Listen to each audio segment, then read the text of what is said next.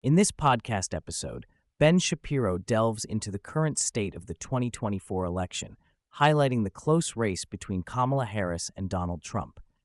Recent polling indicates that Harris has gained a slight lead, but the race remains extremely tight, particularly in key battleground states like Wisconsin, Pennsylvania, Michigan, Arizona, Nevada, North Carolina, and Georgia. Shapiro emphasizes that for Trump to reclaim the presidency, he must secure North Carolina, Georgia, Arizona, and one of either Wisconsin, Pennsylvania, or Michigan. The discussion shifts to Kamala Harris's campaign strategy, which has been characterized by a notable absence of direct engagement with the media. Shapiro points out that Harris has gone 37 days without answering serious questions about her record as vice president or her plans moving forward. This lack of transparency is seen as a deliberate tactic to avoid scrutiny, allowing her to present herself as a fresh face while distancing herself from the Biden administration's policies. Shapiro criticizes this approach, arguing that it undermines the democratic process by preventing voters from understanding her positions. Shapiro also highlights the significant financial backing Harris has received, raising $540 million in just 4 weeks. This influx of cash is attributed to major donors who had previously withheld support for Biden, indicating a strategic pivot within the Democratic Party to rally behind Harris. Shapiro argues that this is a classic example of the Democratic machine at work, prioritizing party unity and electoral success over genuine policy discussions.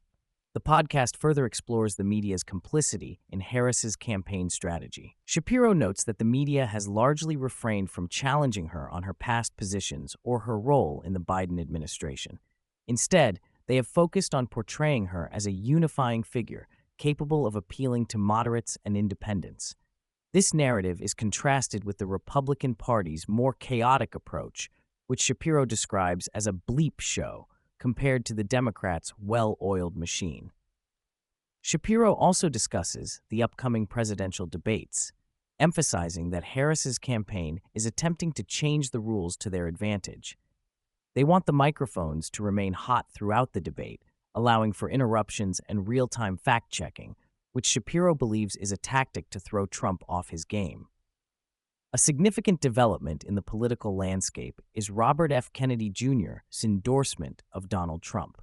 Shapiro notes that Kennedy, who had been polling between 3% and 8%, formally announced his support for Trump during a speech that criticized the Democratic Party's handling of the election process. Kennedy's endorsement is seen as a potential game changer, as it could sway undecided voters and further energize Trump's base.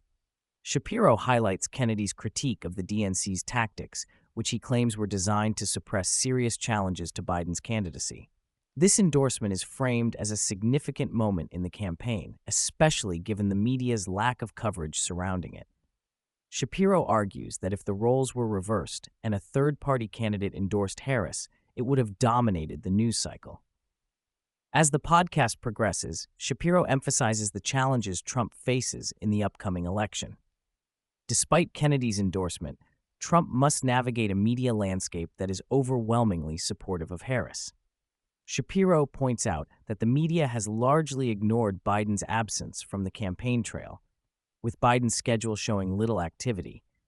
This lack of coverage allows Harris to step into the spotlight without facing the same level of scrutiny. Shapiro also discusses the Federal Reserve's recent comments about potential rate cuts, suggesting that these moves are politically motivated to benefit the Democrats ahead of the election. The implication is that the economic landscape is being manipulated to create a favorable environment for Harris's campaign.